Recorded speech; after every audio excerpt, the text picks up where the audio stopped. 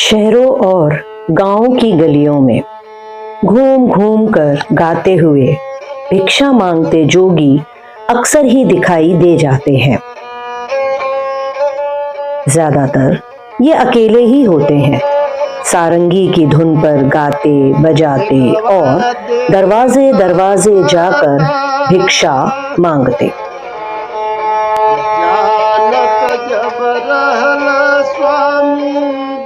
लेकिन कहीं कहीं और कुछ क्षेत्रों में जोगी समूह में भी रहते हैं और समूह में ही भिक्षाटन के लिए भी निकलते हैं।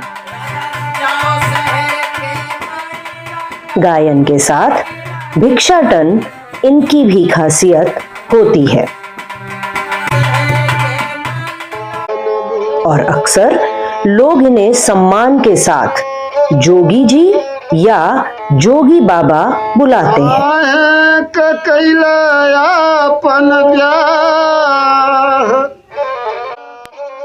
गेरुआ वस्त्र पहने ये जोगी भिक्षा मांगने के क्रम में कई तरह के गीत और भजन गाते हैं, जिनमें सबसे मशहूर भरथरी गीत है।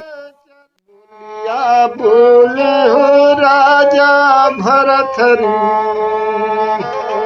अगर यह कहा जाए कि जोगियों की पहचान है भरथरी गायन, तो कोई अतिशयोक्ति नहीं होगी।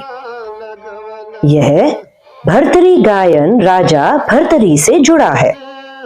राजा भरथरी ही देशज लोक में भरथरी या भरथरी के नाम से मशहूर है।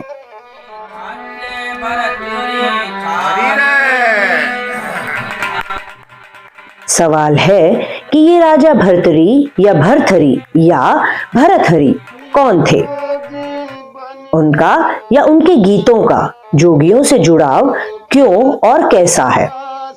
सवाल यह भी कि एक राजा का सन्यासियों या जोगियों पर ऐसा प्रभाव कैसे पड़ा? इन तमाम सवालों के जवाब के लिए हमें राजा भरथरी के बारे में जानना होगा, उनसे जुड़ी कहानी जाननी होगी।